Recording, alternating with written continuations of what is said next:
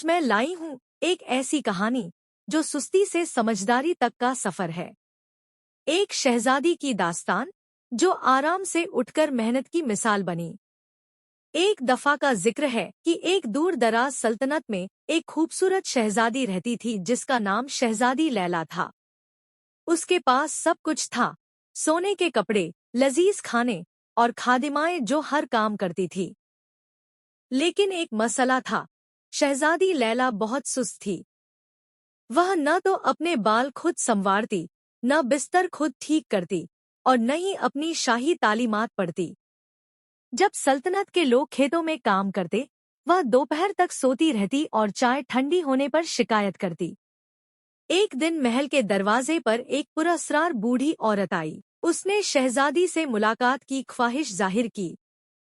तुम्हें अपने लोगों की खिदमत सीखनी होगी, औरत ने कहा, वरना तुम वह सब कुछ खो दोगी जो तुमने हमेशा आसानी से पाया है। शहजादी हंसी और कहने लगी, काम?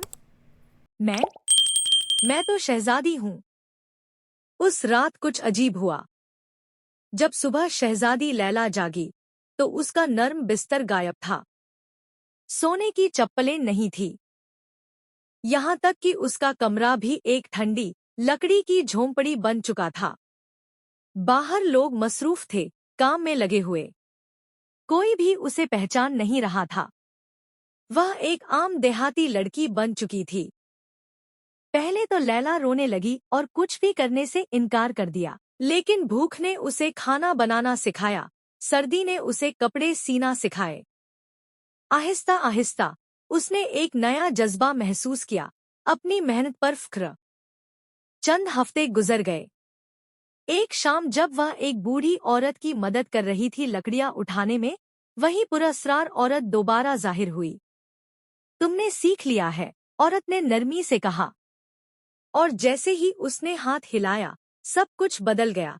लैला वापस महल में आ चुकी थी, मगर इस बार वह बिल्कुल बदल चुकी थी। अब वह सुबह जल्दी जागती, शाही बावर्चीखाने में मदद करती और देहात के बच्चों को तालीम देती। अब पूरी सल्तनत उसे पहले से ज्यादा चाहती थी और उस दिन के बाद उसे कभी सुस्त शहजादी नहीं कहा गया, बल्कि उसे कहा जाने लगा दानिशमंद शहजादी लैला।